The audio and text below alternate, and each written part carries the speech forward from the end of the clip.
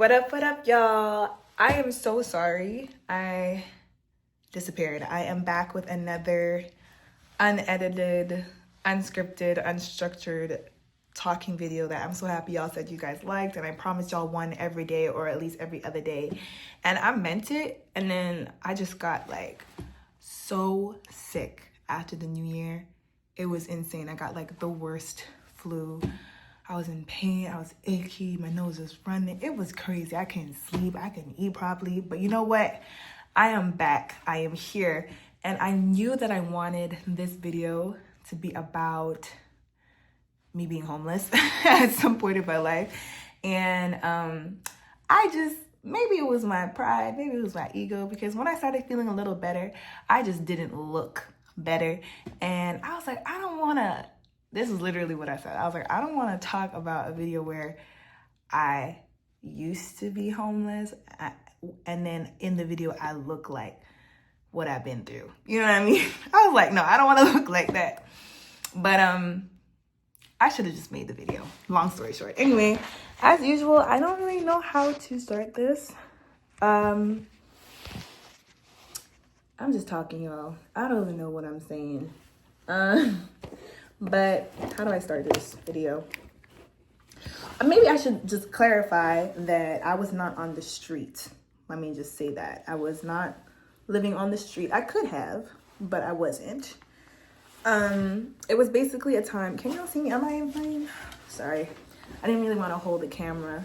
But this was a few years ago, way before YouTube, TikTok, Instagram, way before I started anything like that. I was a teenager. I was 14 years old, and I live in Montreal, Quebec, Canada. I feel like I have to say that in every video because no matter how many times I say it, people don't think I'm from Canada. They still think I'm like from the US or something. Sorry, my hair's a little frizzy. I was filming some TikToks and I was jumping all over the place, literally. And I hope y'all are entertained by those shorts because I really put my blood, sweat, and tears into that. Anyway, I'm sorry, guys. I'm all over the place. What was I saying? I was 14. Oh, I'm so sorry. Okay. Disclaimer. Y'all already know me. My brain goes all over the place. I'm trying to stay focused, but I think y'all can follow me for the most part. But bear with me.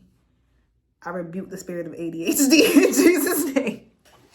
I think I'm just excited. When I get excited, anyway. Focus. Stop jabbering. So yeah, I was 14 years old, and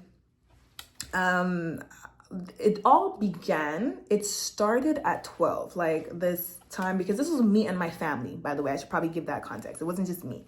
It was me and my entire family. There are 7 of us in total. My mom, my dad, and from Trinidad and Tobago and St. Vincent and the Grenadines. Big up to my Caribbean people. But yeah, my mom, my dad, my 2 sisters, and my 2 brothers, and myself. And I remember when I was 12 years old, that was the first time my mom sat me down. She sat me and my sister down. I remember that. I was 12, and she had that conversation where she was just like, kind of not fully telling us what was going on, but because we were preteens/teens, she wanted to like mentally prepare us for what was to come. And she basically just let us know that we were broke. Yeah, I had no idea before that, by the way. I knew we weren't rich, but like I knew we weren't, like I didn't think we were poor. Like, you know what I mean? I thought when my parents said we couldn't have this or we couldn't do that or we couldn't go there, I thought it was because they were being frugal. You know, I thought they were just being responsible. They were like, you don't spend your money like that. I'm like, my parents are responsible beings. I literally used to go around in my school and tell people that my dad was rich. I used to tell them that all the time, and I believed it. I wasn't lying, and it was because my dad always told me he was rich. And he did that for my mentality, and it's something that I'm forever grateful to him for. He would always say, never call yourself poor. Like, calling ourselves broke, like broke was the B word. We were not allowed to use the word broke. I remember the first time I said it, he said, don't you ever use that word again concerning yourself or this family. And I was like, oh, okay. Because I said, I called myself broke. It's even hard for me to say I'm I can't say it. You'll never catch me saying it. People try to say that to me, but I'm like, that's your business. I'm not broke. I'm never broke. I never will be broke. And yeah. So, yeah, my dad would always just say, I'm the richest man in the world. He's like, anything that y'all need, I have. Like, he would just always sell us these, I guess people would call it dreams. But it was more him, like, applying the word of God, because he's a pastor. Him and my mom's a pastor. They own the church. They pastor the church that I've been going to my entire life to this day. And yeah, so that he was just practicing what he preached, which was to speak what you want. And so yeah, we weren't allowed to say we were broke. So I always thought we were rich.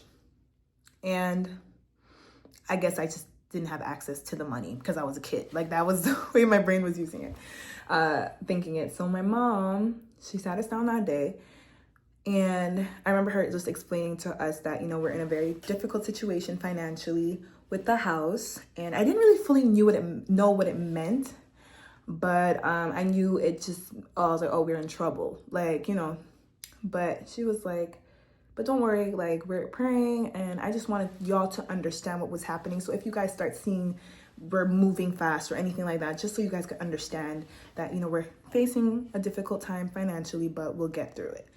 And I remember that day because I never forget that my sister laughed at me. And I didn't like it, but because I was sincerely trying to help. But my sister was a year older than me, but for whatever reason, she understood, I guess, the concept of a mortgage way more than I did. I didn't even know what the word mortgage was. That was the first time I learned of the word mortgage. My mom taught me, like, she said the word mortgage and she explained what it was. I remember that was the day I learned what a mortgage was.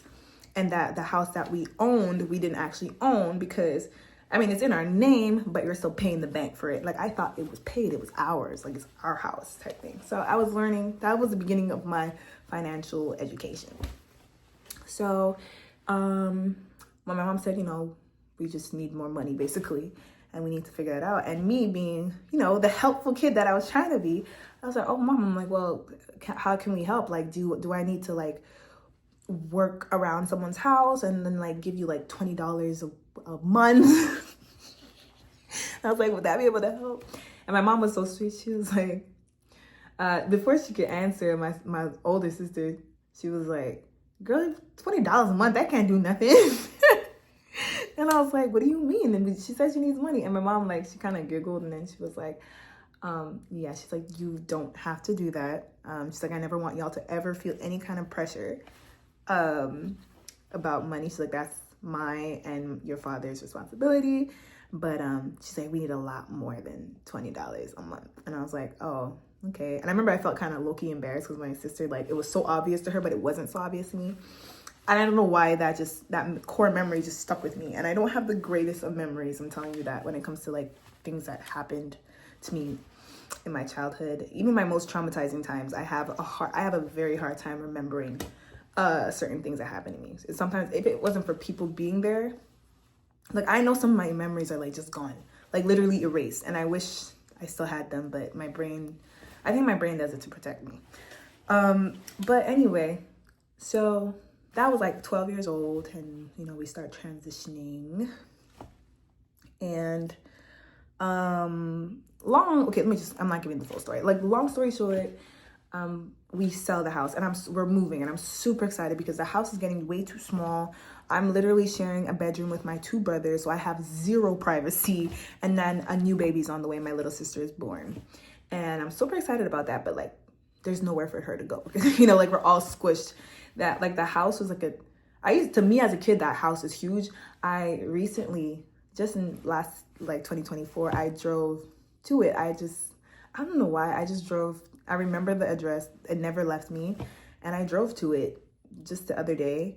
And I just parked outside like a creep. Oh my gosh, they were probably so concerned why there was someone just parked in front of their house.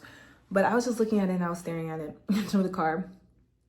And I was like, wow, this house seemed so much bigger when I was a kid. Like, that house is so big to me.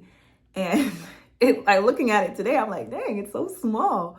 But it holds a special place in my heart. So I just wanted to look. I was going through something, clearly. I drove all the way there. So, but yeah, it was small, and we became a family of 7. And I mean, we could have stayed there, but we would have been sleeping on the ground or something, like in the living room, you know?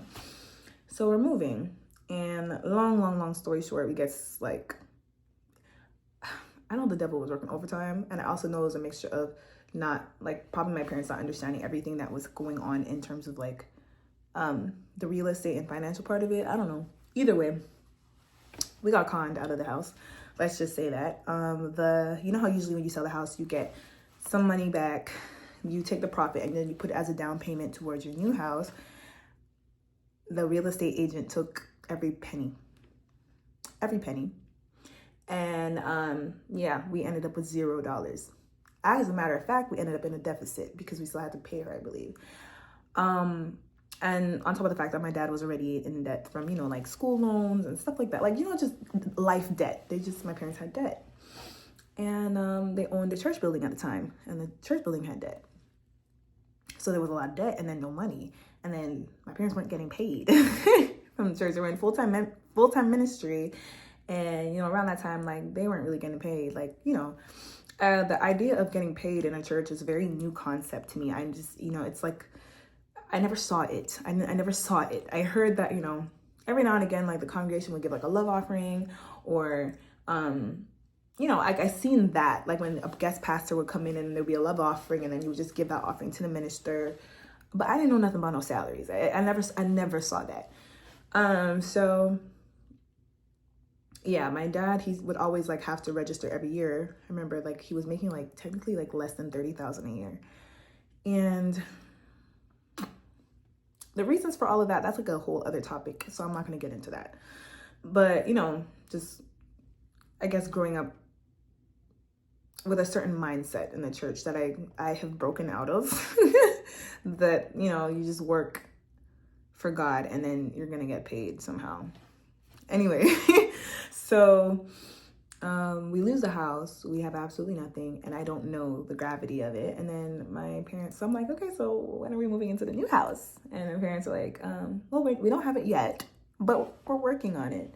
And we ended up having to like stay at one of our church members' house, not houses, their apartments. So it was 9 of us, eventually became 10, but 9 of us were staying in a small apartment.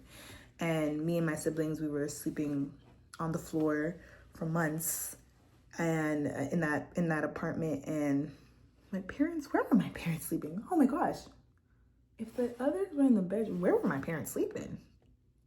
They were probably sleeping on the ground too, because there was no other bed. Wow. Anyway, so we ended up in that situation, and we were only supposed to be there for like a few weeks, maybe like a maximum a month.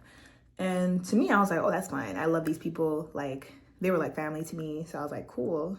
Yeah, I could do that until we get a new house. And then like, it ends up being longer than a month, and it just keeps like extending, and like, it's getting very uncomfortable, because obviously, even if everybody in the house is good, it is 9 people squished up in a small apartment. You know what I mean? Like, that is not, there's only so long brethren could dwell together in unity for that long. I'm thankful though, like, we never had any beef, you know, with like amongst ourselves. That's one thing. There was always peace. But like, in terms of like getting along, but it's still like, it's a lot of people in a small space, and you just want your bed. Like, you just want to lay your head on a bed, like on a pillow. And, you know, this all happened in the summer, by the way. We sold the house in March, and then we ended up being there the entire summer. And I was like, you know, I asked my parents, like, when are we moving? Like, when is this happening? And they're like, you know, we're still trying to figure out things. And then like, bit by bit, the longer and longer things went on, I realized like they were getting very like stressed. And around that time, the lady we were staying at, she got pregnant, and like, she was going through it herself, because she was pregnant, you know, with her first baby. And I remember she was like an older woman, like on the older side. So like, she's going through it. She is pregnant at like, I can't remember how old she was, but she was not like in her 20s. I don't even think she was in her 30s. She was probably in her 40s. Like, you know what I mean? Like, she's going through it. I like, looking back, I can't even be mad at her. Like, she was pregnant in the hot summer.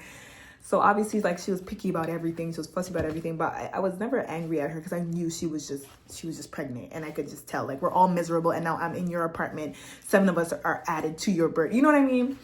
So I was like, you know, it was becoming stressful. It was becoming, like, really, really stressful. And I never forgot the song I would play almost every day, for whatever reason, was Real by Sharon Gardner. I don't know why, but that was my song every day during that time. I have, like, a song that I just played every day at certain points. When it got to the worst part, it was, oh my gosh, it was He's Able by Dietrich Haddon. That song, oh my gosh. That song will forever hold a special place in my heart. I don't really know any of Dietrich's, like, new songs, but if it's one thing I do want to do is go to that man, meet him, shake his hand, and tell him thank you. Like, I really just want to tell Dietrich Haddon, thank you for that song, He's Able. Thank you for allowing God to give you that song. So yeah, for me, at that time, it was Real by Sharon Gardner, and I would just sit out in the by the porch, and I would just listen to it. And at the same time, my parents were very protective, so I wanted to leave. Like, I wanted to get out. I wanted to walk. I needed to, like, just go for walks and whatever. By this time, I believe I'm 13, because I turned 13 in the summer, in August. And I'm like, I need to leave. Like, I need to walk. I need to leave. And I couldn't leave because my parents are very protective, and they're like, you can't go anywhere by yourself. And I didn't necessarily want to go with people. Like, I was always around people. I needed fresh air. I wanted to go to the park. I wanted to just go to the metro, take the subway, just walk, you know. But the neighborhood was questionable. The neighborhood was kind of ghetto. The police were there all the time. There were crackheads literally on the street. Like, there were drug dealers. There was literally abusive situations. People were calling the cops. The cops are always there. Literally, when I was there, I think 2 times, the SWAT pulled up. SWAT. When I tell you SWAT, I'm talking about the big, you know, that big, everyone's quiet, the neighborhood's quiet, and then that big black truck pulls up, and then or van, I should say, pulls up, and then a bunch of SWAT agents come running out with big guns. Yeah. That's the type of neighborhood we were in. So obviously, looking back, my parents did not want me to be walking around in that neighborhood. And the men there were very fresh. Very fresh. Well, I guess that's a Caribbean term. I don't really know. How do you explain fresh? Because there's a lot of Caribbean people there too. Out of order. They don't care that you're 13 or 12. Those grown men would come and talk to you and try and get you in their car. Like, yeah, that kind of neighborhood. So looking back, I could really see why they did not want to let me go out. But I just felt so trapped. I remember I felt extremely trapped. And I would constantly develop the absolute worst ear infections. And I don't know if it's because I was sleeping on the ground or if it was because I was stressed. I don't know what it was, but I remember those times were like hell, because I would have the absolute worst ear infections to the point where I couldn't hear properly. I would be talking, and it would be as if like a whole, like, you know when you go to the pool and then like a whole bunch of water gets in your ear and then you're hearing yourself, and I literally could not hear properly. That's how bad the infection was. It was so painful. It was so I'm getting goosebumps just thinking about it, because it was such a terrible thing that would always come. And my dad had this thing where he was like, he started his like natural journey, and he did not like the idea of antibiotics. So he would want me to use like these natural remedies, but the infections were so bad that it would take more than just like an easy little oil remedy in my ear. Like, I needed something that was, I'm not saying that natural medicine cannot heal ear infections. I know they can, but for the limited knowledge we had, one natural product was not enough. I needed a whole bunch of them, maybe herbs or something, in order to do that. But we didn't have that. So whatever natural oil he kept telling me to put in my ear, it wasn't working. And it was to the point where I started crying. Like, literally, I was crying, and I had to beg my father. And then I went to my mom, and I was like, please, I can't do this anymore. And she was like, I'm taking her to the clinic. And then she went and she got me an antibiotic. And that was the first time I had an antibiotic in my ear. I remember I was so vexed because literally like a day after, it was gone. I mean, not like fully gone, but like it went down a lot because it was inflamed. It was literally inflamed. It was swollen. When I went to the doctor, the guy was like, whoa, like he went like this, whoa. Like, he jumped back and was like, well, he's like, that's bad. And he was like, how long did she have this? I know my mom was scared to answer. He's like, what were you guys doing? She's like, my husband was trying like natural things. He was like, no, like, this is so bad. No, it was a woman, sorry. She's like, this is so bad. Like, she's like, if this continued, she could have become deaf. Like, what are y'all doing? So ever since that day, anytime I got another ear infection, straight to the doctor, no questions asked. And then I remember my dad was like, I'm sorry, I didn't realize how bad it was. I was like, but to be fair, I always had this thing where, and I still have it, and I'm learning I'm learning to not do it. Where if I'd be going through something very bad, whether it's physical pain or emotional pain or anything, I would downplay it. I always felt the need to act tough and to not show that I was in pain. So I was asking for it, but like they could not see how much pain and distress I was because I was hiding it. Because I felt like I couldn't be a baby about it. It was really to the day when I physically started crying because of how I couldn't handle it anymore. And then I went to my mother. That's when they were like, oh, okay, she needs this type thing. So it's technically is my fault too, because I was really I was downplaying it too much. I should have been bawling my eyes out in front of my parents and be like, I need this thing.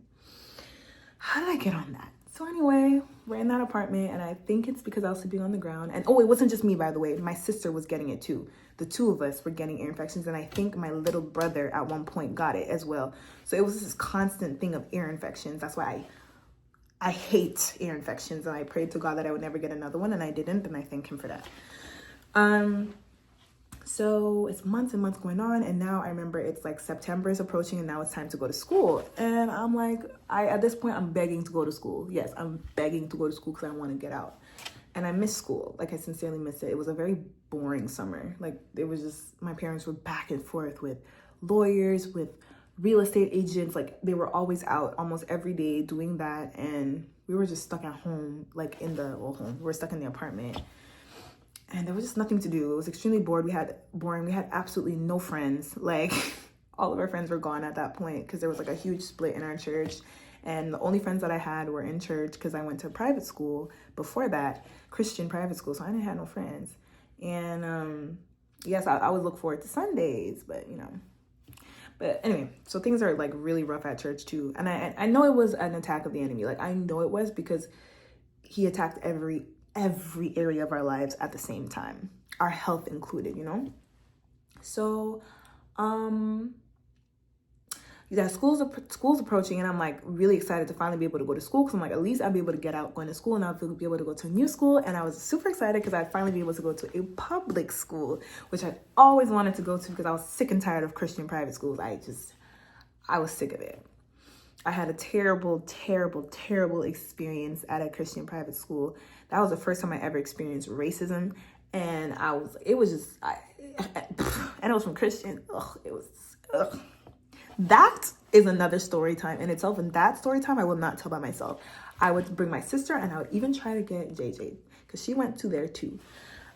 It was a bunch of us.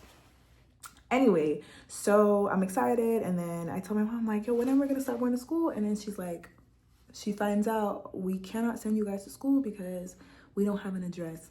And I was like, what do you mean? A school won't take us if we don't have an address. That is so stupid. Like, to me, I'm thinking that's idiotic. To be very fair, I still think that's stupid. I still think that's stupid. I feel like, what? That's weird. If you find out that a kid does not have an address, shouldn't you be like, because legally every child has to go to school, shouldn't you at least be like, instead of, oh, we can't take your child's application because you don't have an address, instead of saying that, maybe you should be like, why don't you have an address? Do you need help? You know what I mean? Like, why wasn't that a thing? No, I'm saying that. Why wasn't that a thing? What the heck? That's very strange to me. Anyway, I need to research that. Maybe I need to start a foundation specifically for that. So, yeah, my mom was like, we cannot get y'all into school because we can't get an address. And I remember my parents were like fighting every day. Not fighting each other, but like they were fighting to get us an address, even temporary. So at this point, they realized we're not going to be able to buy a house.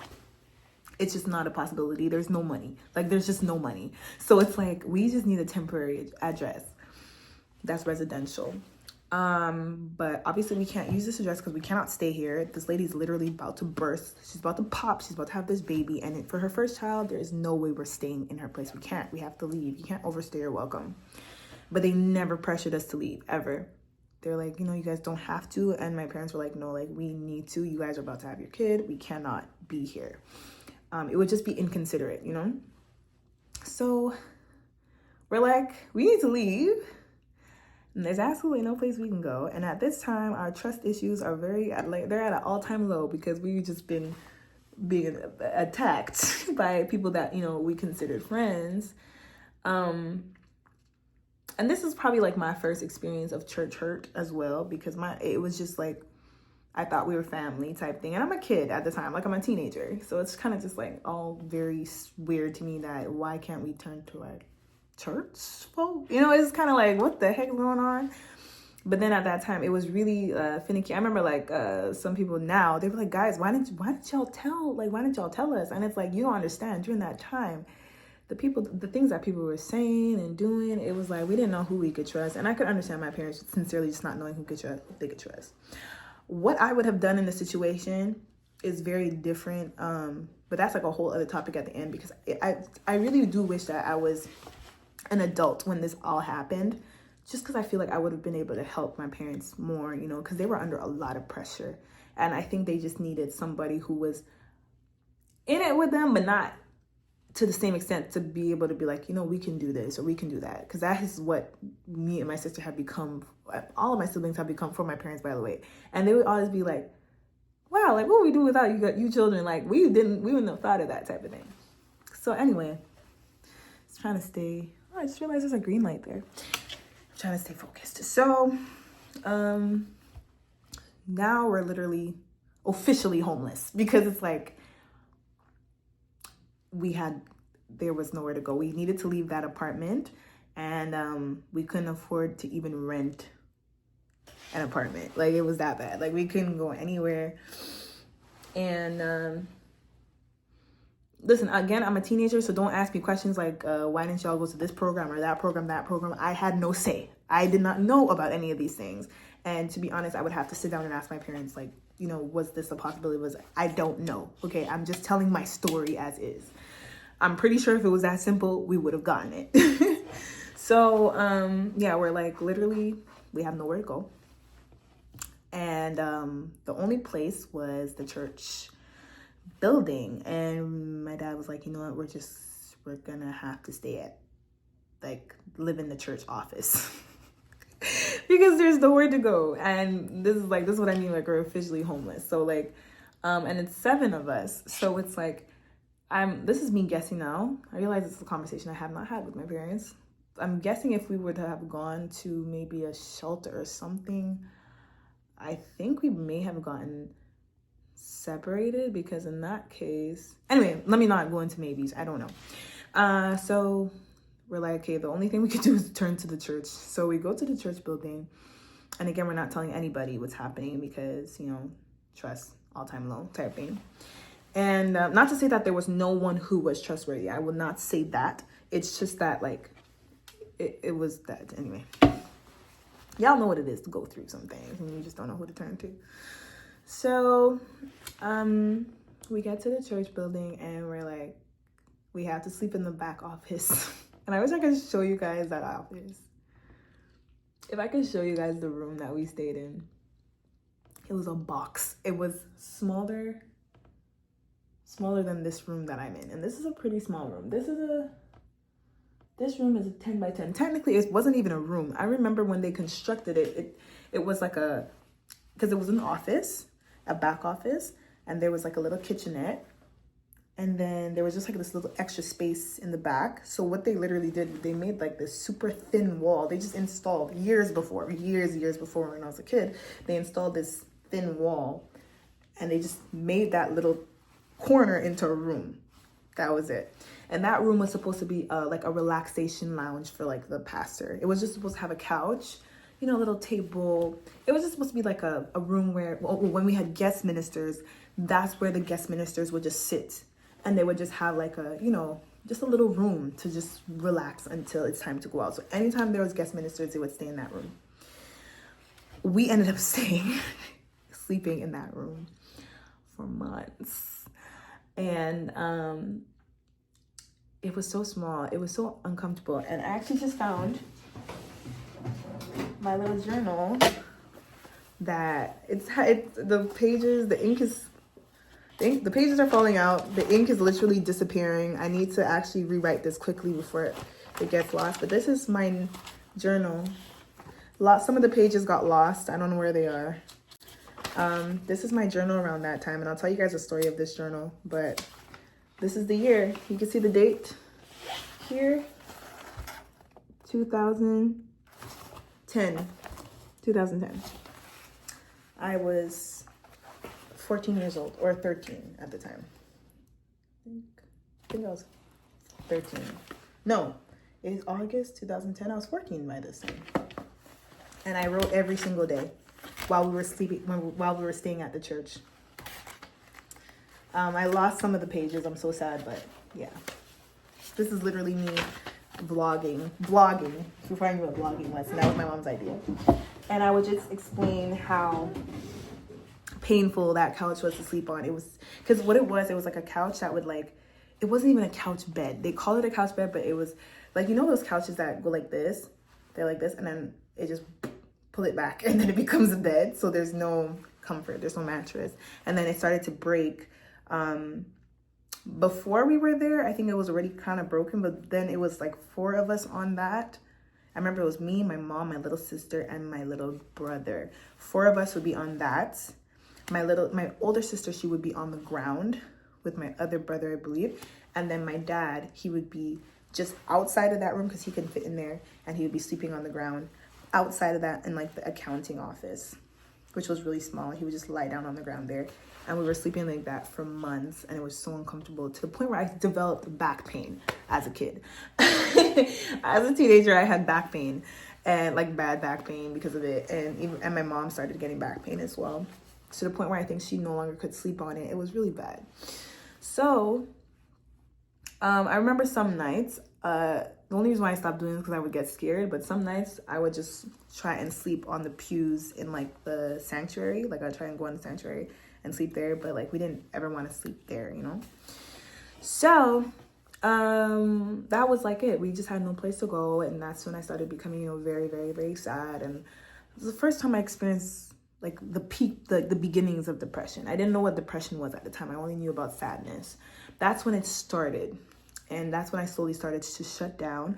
But what saved me from going dark, like I did later on, was the sanctuary was there, and there was a piano, obviously drums, whatever. So I started learning how to play the piano. My dad taught me, because my dad plays the piano. He knows like the basics of piano. So he taught me like how to play in the key C. So listen, give me a song in C, I could probably figure out how to play it. But he taught me the basics of how to play in C. So I would just every day go on the piano, and I would just practice, and I would just make up songs. And that's the first time I ever wrote a song. And I remember I promised that when we got out of that situation that I would sing that song, and I'm kind of forgetting it. I remembered it the other day, and oh Lord, forgive me. I made that promise that I would sing the song when we got out. But dang it, it's somewhere in my head. I'm so mad I didn't record it. But it was a good song too, in my opinion. I like it. So I would just write, and music, like every day I would just sing. And then that's how me and my siblings started jamming. I would be on the piano, my older sister would be on the drums, or my little brother, and then my other little brother would be on the guitar. And we learned how to play Lord You Are Good. I remember we learned that together because we had nothing else to do. So we're like this little kid band. I think my brothers were like 9. No, they were younger than that. Oh my gosh, they were young. Anyway, they learned how to play. We all learned how to play by ear. We just kind of became a musical family because we lived in the church. And yeah, we learned how to play Lord You Are Good by ourselves. And guess what? We played it according to Israel Houghton, not his standards, but we played those keys, which did not happen in the Caribbean church. That doesn't happen. They get on the piano and they play it, and they play whatever keys sound makes sense, not necessarily the keys that's on the CD. So we were like literally the first band that played a song according to the way it was actually supposed to be played. Dun, dun, dun. I remember I had learned how to stretch my fingers so I could play the key E, because apparently I don't know why, I just remember that was really hard for me to form. Anyway, I'm just going down memory lane, guys. I'm sorry. It's bringing back a lot of memories. Yeah, so we were there, and I used to that was the time when I used to look forward to Sundays, because I had just started leading praise and worship. My parents put me to start at 12 years old, and then, I started actually leading it, being the worship leader at like 13, 14. I would lead the practices. I would lead, all this stuff, and I enjoyed it. Like, that was my piece, and I believe that's not where my love for music started, but it most certainly solidified it. That's what made me know I want to do this for the rest of my life. That's what, guys, y'all keep telling me, like, we'll keep doing vlog. Like, I mean, obviously 100% I'm gonna keep doing the skits. I love doing the skits. I love doing the videos. But like, anytime I post anything with music, it's like y'all panic. Not all of you. Some of y'all panic and you're like, oh no, she's gonna do music. And it's like, guys, all I wanted to do my whole life was music. So please, I promise I'll keep the skits coming, but please allow me the space to create, please. Music. Just a sidebar.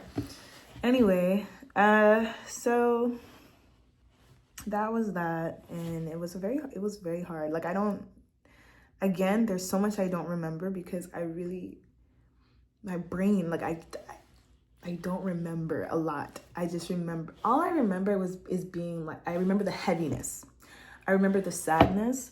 I remember the stress. That's the first time. I remember the first time I ever experienced a headache. I never had headaches unless I had a cold. As a kid, you get like little headaches. The first time I started experiencing headaches, and I was like, this is what adults are talking about. And I remember I told my mom, I'm like, Mom, my head is hurting me for no reason. I'm not sick. And she was like, oh, she's like, it's stress. She's like, I'm so sorry. She's like, I'm so sorry you're stressed. And yeah, that was the first time I experienced headaches. I would experience all kinds of, my skin, my skin went to the grave. I had terrible skin issues. I always had bad skin issues, but it just amplified, the stress amplified it. Okay, it's 36 minutes. This is going on too long. But anyway, people start guessing. I remember the kids in Sunday school would be like, do you guys live in a church? And I'd be so embarrassed. Oh my gosh, I'd be so embarrassed. I don't know how people figured out, gossip. People ain't dumb. They could put two and two together. These like, we know y'all always in church, but y'all were never on. How y'all always on time? People started putting two and two together, and they realized, okay, yeah, they probably live here now. But maybe people were asking if they needed help. I don't know. I was a kid again.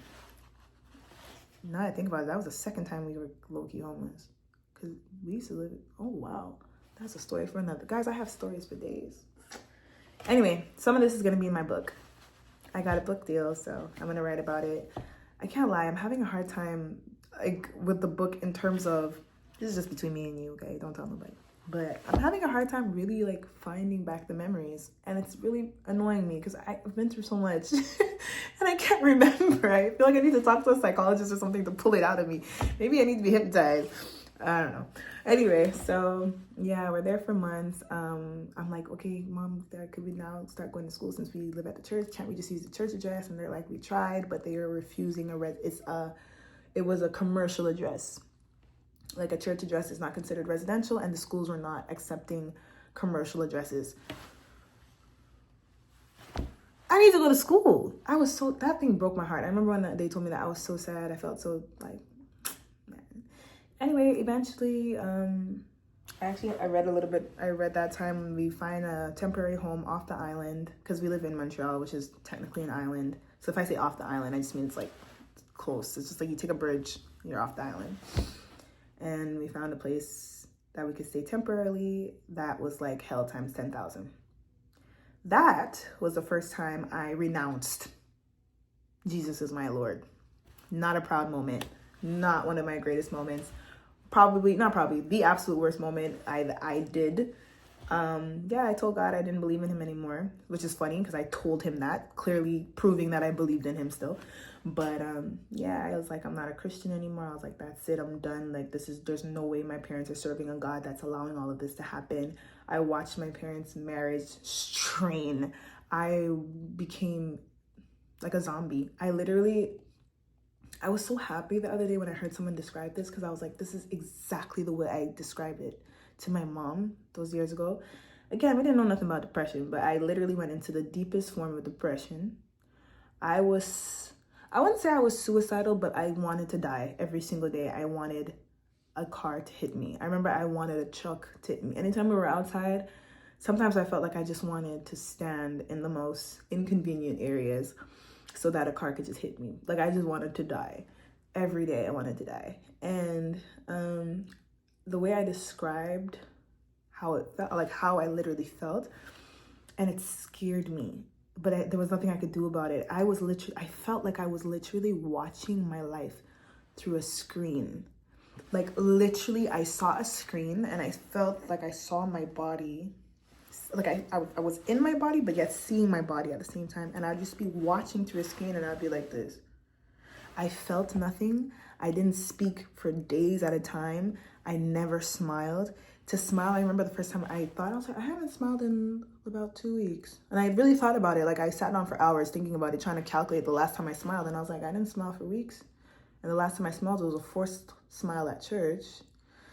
And I tried to smile and it felt like my face was cracking. I had no joy. I had no peace. I was out for the count. Because I was also experiencing hell at school. Because eventually we did go to school, but because of the laws in Quebec, we could no longer go to English school. So we were forced to go to French school that had absolutely no program set to help people learn the language, which is legally supposed to be done, but it was only done on the island of Montreal, not off the island. But we couldn't afford to be on the island, so off the island, the schools, they got away with everything. They were under a different school board, so they didn't have to care. As a matter of fact, in those cities, they really hated English people. If you know about Quebec, there's literally, it's getting better now, I think, but like there is a language war. Like, there's literally French people who hate English people, and English people are the minority. And I don't think a lot of people understand how deep it is. And especially during that time, and we would get like bullied. We would get like, when I say bullied, not physically, but like, every day we would deal with people speaking to us negatively, calling us all kinds of stuff, I remember at one point they're like, oh, they're lazy, they try nothing, they have mental problems, they have a learning disability. I was like, how do I have a learning disability? Because I don't understand what you're saying. You speak another language, and on top of that, you're oppressing me. Like, I don't, like, what do you want from me? And it would be from the teachers. The worst of it came from the teachers and the administration. Those grown people, like some teachers, listen, when your kids come home and tell you that they're going through something with some teachers, some kids are just bad. But some children, if you really know your child, pray for your children and go and talk to those teachers, and you go and check those teachers for yourself. Some of them teachers are witches. I am convinced some of those teachers are placed by the devil himself to torment children. I really believe it. Principals too, VPs, like, listen, the devil is in the system. I'm telling you, we came across some wicked people. A story again for another time. Anyway, all during that time, it was a lot, and we just had nothing.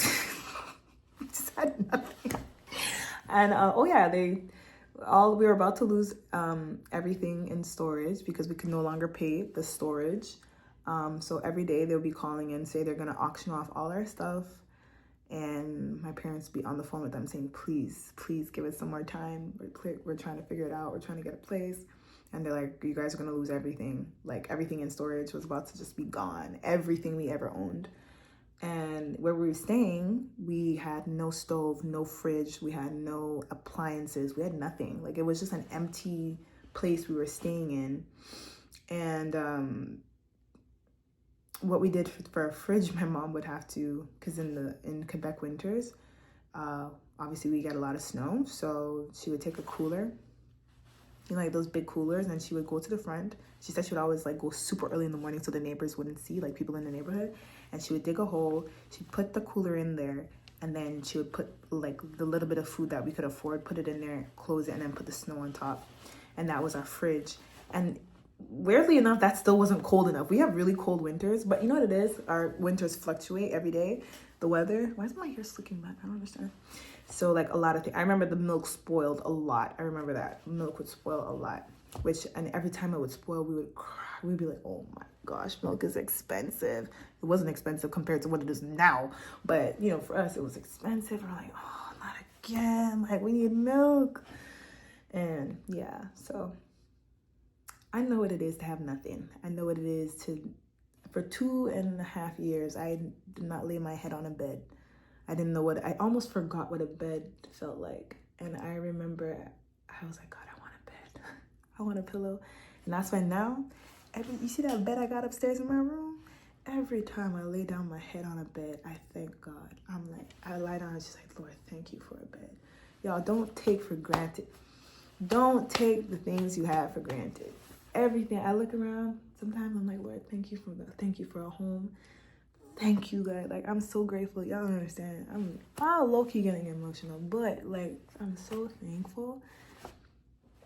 I have so much gratitude in my heart. Y'all no, I ain't gonna do that. Not on YouTube. Say it. Get it up. Get it together. But yeah, thug. I'm a gangster.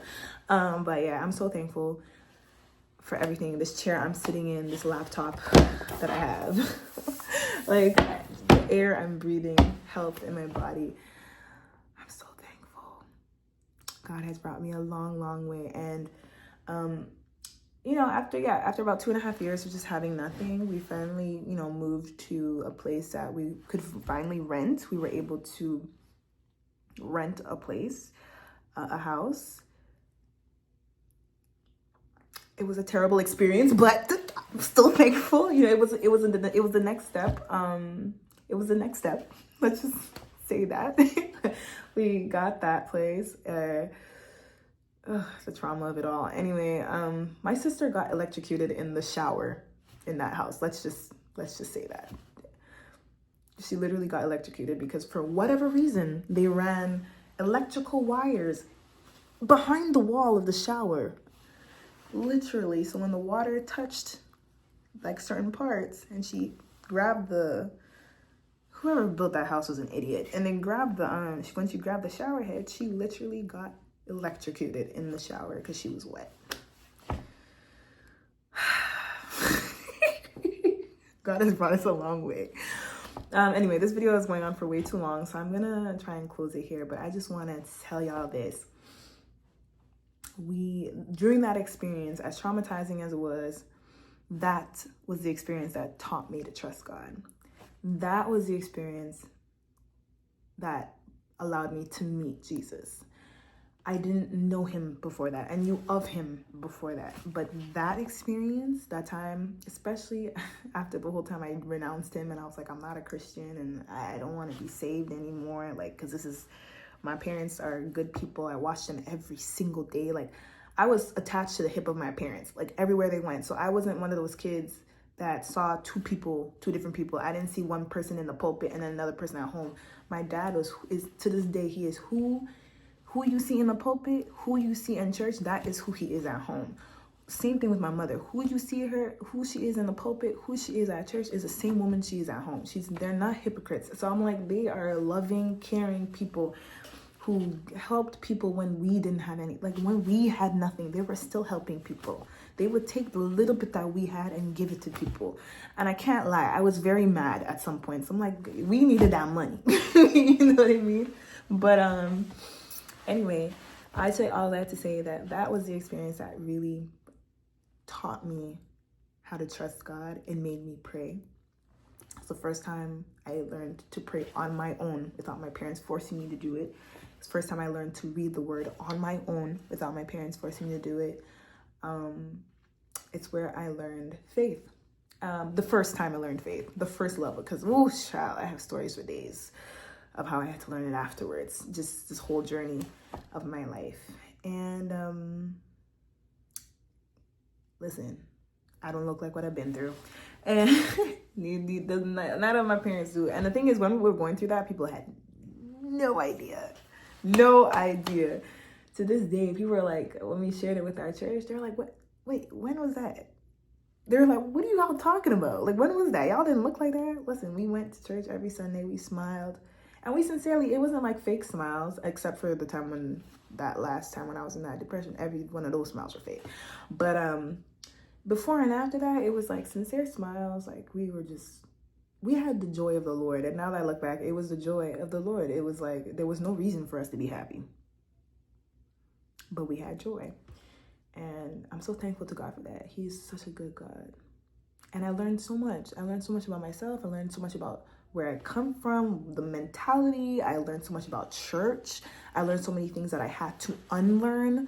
I had to, like I learned let's say realize the things that I had to unlearn.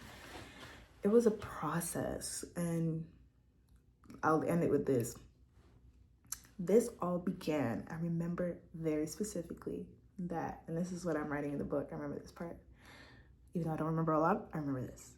I was 12 years old, and I was in church, and my dad was preaching, and it was the first time I ever truly heard him preach. And every church kid, this happens to every church kid, even if they don't remember the specific time it happens. When you grow up in church, you ain't hearing the sermons. You're seeing it. You're seeing the antics. Like, I could tell you how my dad preached, and like, "Let the Lord said," and stuff. Like, I could tell you, I knew how church went, but I wasn't listening to the sermons. At 12 years old, it was the first time I sat down and I heard it. Like, I heard what he was saying, and I was like, that's pretty good. That's pretty good. I kind of understand why we do this. I was like, I kind of understand why we're here. Like, that makes a lot of sense. And I'm like, that's a great sermon. Good job, Daddy. Like, And I remember at the end of that sermon, or at the end of one of them, I was like, in my heart, I did not say it out loud.